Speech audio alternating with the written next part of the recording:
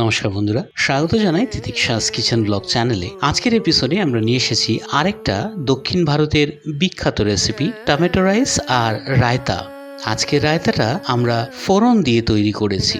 সচরাচর আপনি এরকম রায়তা দেখতে পাবেন না, আর টমেটো রাইসটাও খুব সুস্বাদু লাগবে। সুতরাং পুরো এপিসোডটা দেখুন শেখার জন্য এই খুব মুখরোচক রেসিপি। এটা বানানোর জন্য আমরা একটা কড়াইতে নিলাম 2 চামচের মতন ঘি। ঘিটা গলে গেলে দিয়ে দেওয়া হলো কিছু গোটা গরম মশলা। গোটা গরম মশলায় আমরা নিলাম দালচিনি, এলাচ আর লবঙ্গ। গরম মশলাটা দিয়ে দেওয়া হলো 3টে শুকনো লঙ্কা আর একটা তেজপাতা। দিয়ে দেওয়া হলো হাফ চামচের মতন জিরে, হাফ চামচের মতন কালো সর্ষে।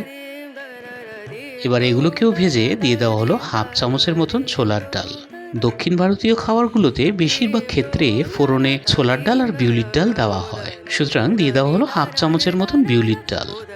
এবার এই ডালগুলোকেও গরম মশলার সাথে একটু ভেজে নেওয়া হচ্ছে গোল্ডেন ব্রাউন হওয়া পর্যন্ত। এবার দিয়ে দেওয়া হলো ছোট চামচের হাফ চামচের মতন হিং। দেওয়া হলো একটার মতন কুচনো রসুন, আদা কুচি প্রায় হাফ চামচের মতন। আদা রসুনটাকেও একটুক্ষণের জন্য ভেজে নিয়ে দিয়ে দেওয়া হলো প্রায় একটার মতন কুচনো পেঁয়াজ। আর দেওয়া হলো 2টো কারি পাত্তার ডাল।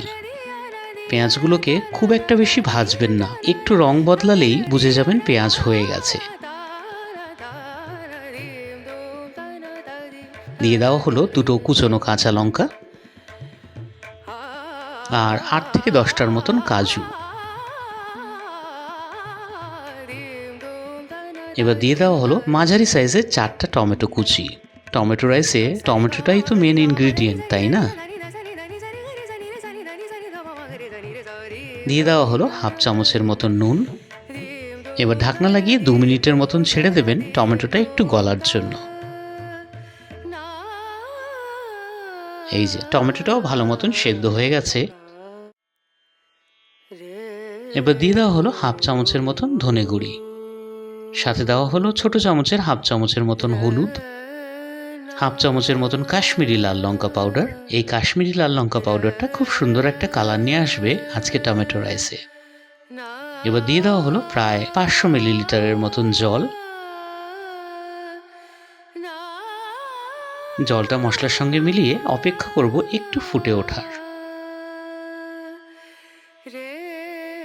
এই যে জলটা টকবক করে ফুটে উঠেছে, এখন পালা বাসমতি চালের। আমরা এখানে ব্যবহার করছি প্রায় 250 গ্রামের মতন বাসমতি চাল। এটাকে আমরা 1 ঘন্টা যাবত জলে ভিজিয়ে রেখেছিলাম।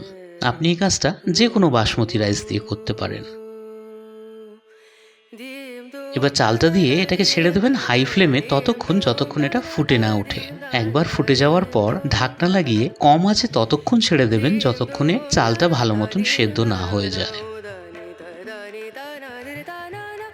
এই যে খুব ভালো মতন কিন্তু চালটা সেদ্ধ হয়ে গেছে। হাতে টিপেও দেখে নেওয়া হলো।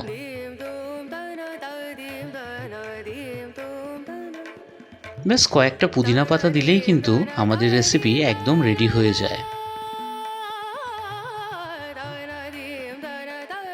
তবে এই ডিশটা রায়তা ছাড়া যে মজা আসবে না। চলুন দেখি রায়তা কি করে বানায়। রায়তাটা বানানোর জন্য আমরা নিলাম 100 গ্রামের মতন টক দই। দইটাকে ভালো মতন ফেটিয়ে নিয়ে অর্ধেকের মতন কুচনো পেঁয়াজ এটার মধ্যে আমরা দিয়ে দিলাম। এবার এটাকে ফোড়ন দেওয়ার জন্য আমরা ব্যবহার করছি হাফ চামচের মতন সর্ষের তেল। তেলটা গরম হলে দিয়ে দেওয়া হলো হাফ চামচের মতন কালো সর্ষে, 8 থেকে 10টার মতন কারি পাত্তা। এই ফোড়নটাকে এই টক দইয়ের মধ্যে দিয়ে মিলিয়ে নেবেন। ব্যাস স্বাদ অনুযায়ী বিট নুন বা নুন মিলালেই কিন্তু একদম রেডি হয়ে যাবে রায়তা। পরিবেশন করুন গরমাগরম টমেটো রাইসের সাথে। যদি কোনোদিন না খেয়ে থাকেন আজকেই বাড়িতে বানিয়ে ট্রাই করুন, খেতে অপূর্ব লাগবে। ব্যাস এইটুকুই ছিল আজকের রেসিপি। আশা করি আপনাদের রেসিপিটা ভালো লাগলো। ভালো লাগলে একটা লাইক করুন, শেয়ার করুন ভিডিওটা, সাবস্ক্রাইব করুন আমাদের চ্যানেলটাকে এরকম অনেক ইন্টারেস্টিং ভিডিও ভবিষ্যতে দেখার জন্য। এই ভিডিওটা দেখার জন্য অসীম ধন্যবাদ।